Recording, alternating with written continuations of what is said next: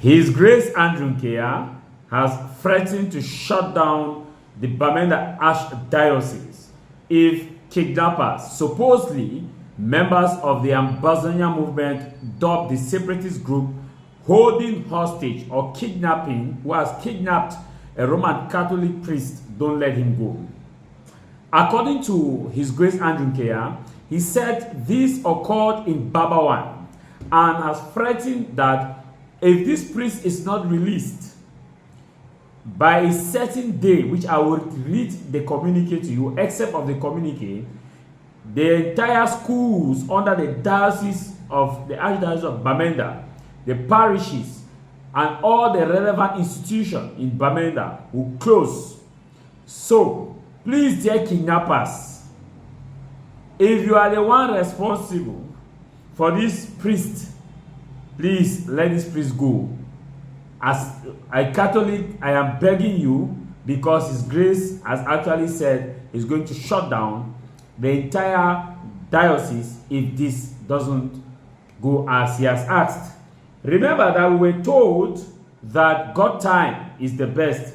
He has also promised that if this is not done, at a certain day again, they will carry the entire, he will ask the population of Bamenda under the Catholic population of Bamenda Diocese to march to Babawan, where these terrorists are holding hostage this Roman Catholic priest, and stay there until the priest is released.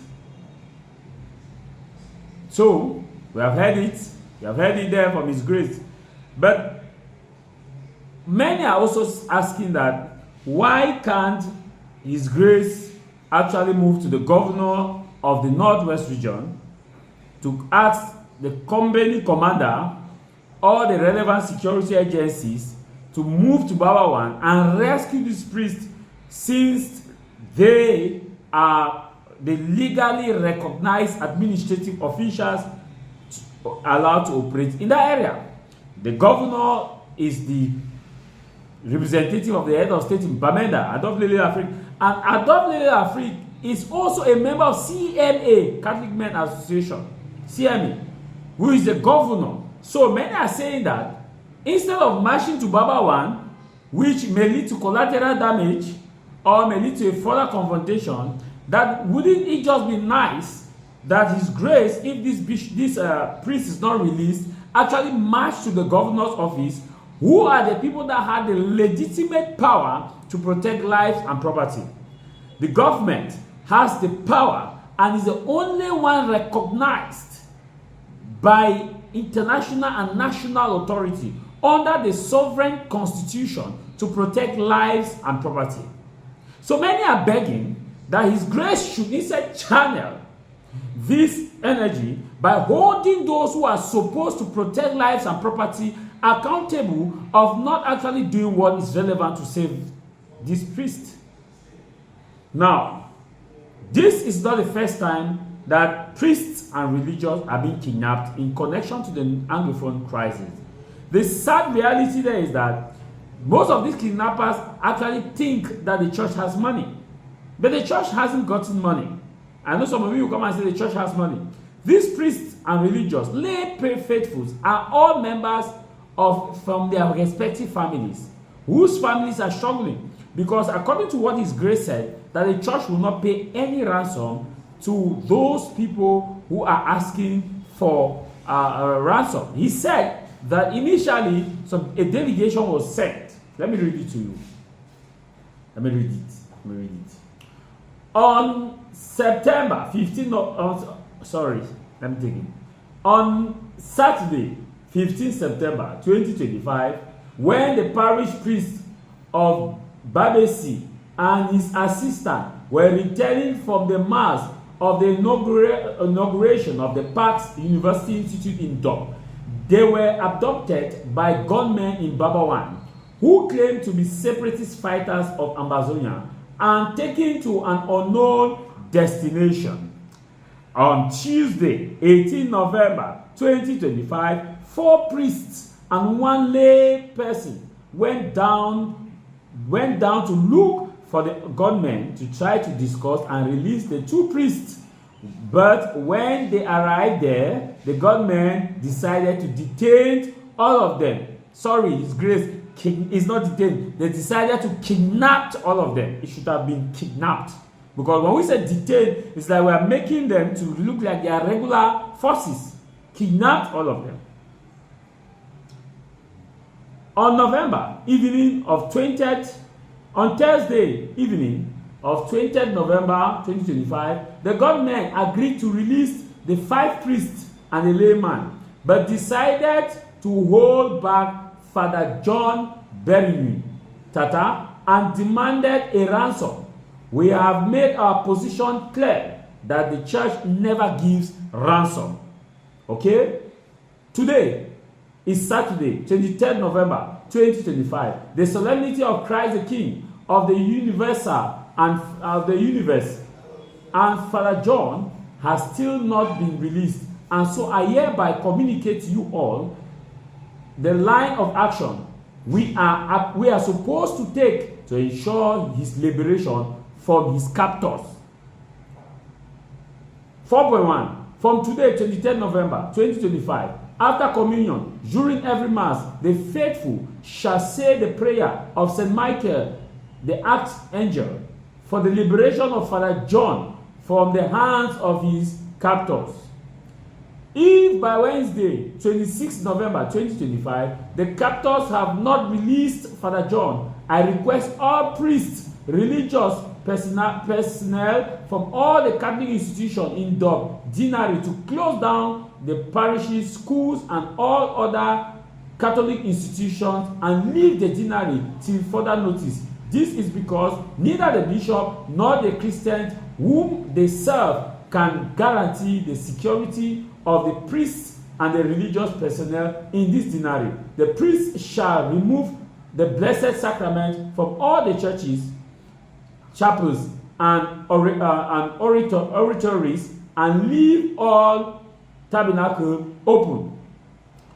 If by Friday, 28th November 2025, Father John is still in captivity, the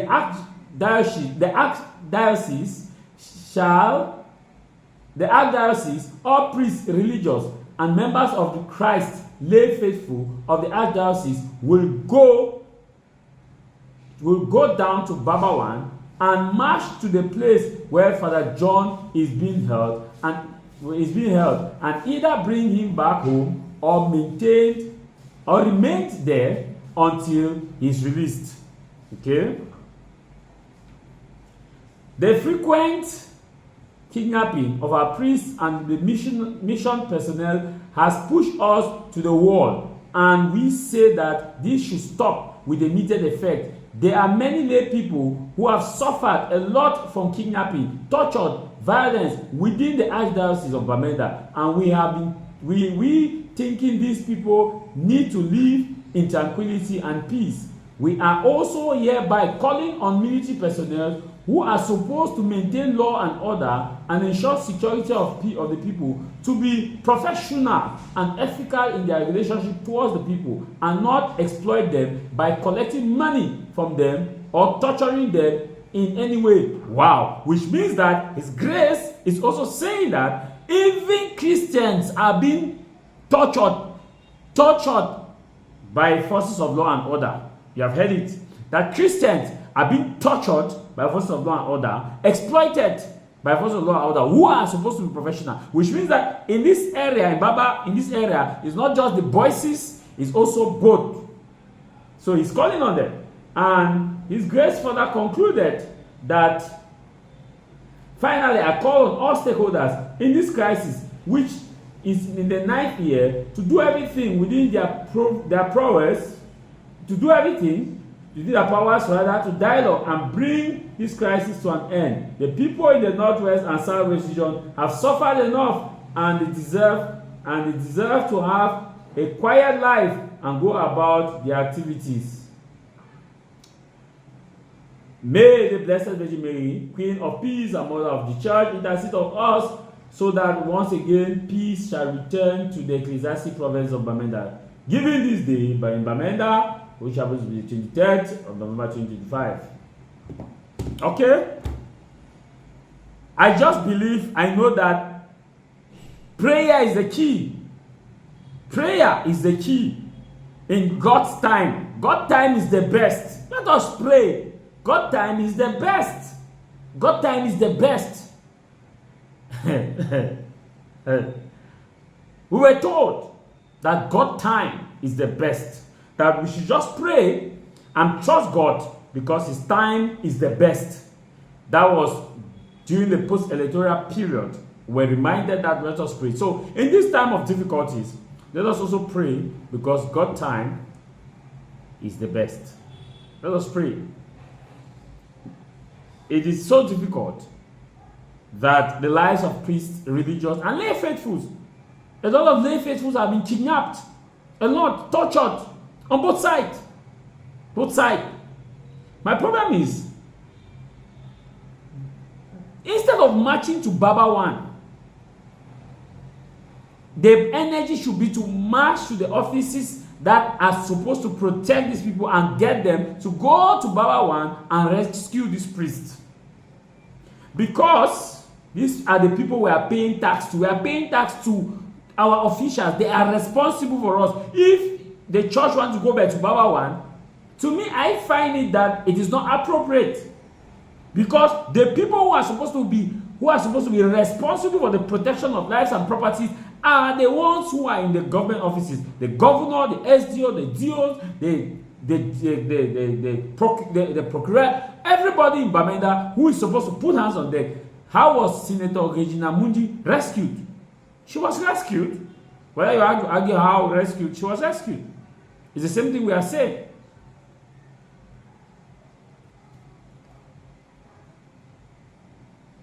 Congratulations, you've passed your GCE or baccalaureate, and now it's time to choose a professional university that opens real doors to your future.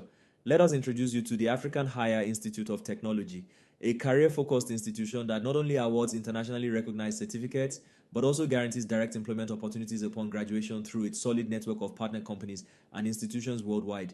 This school operates in collaboration with the Cameroon Ministry of Higher Education, UBA Bank, St. Francis Xavier Institute, Canada.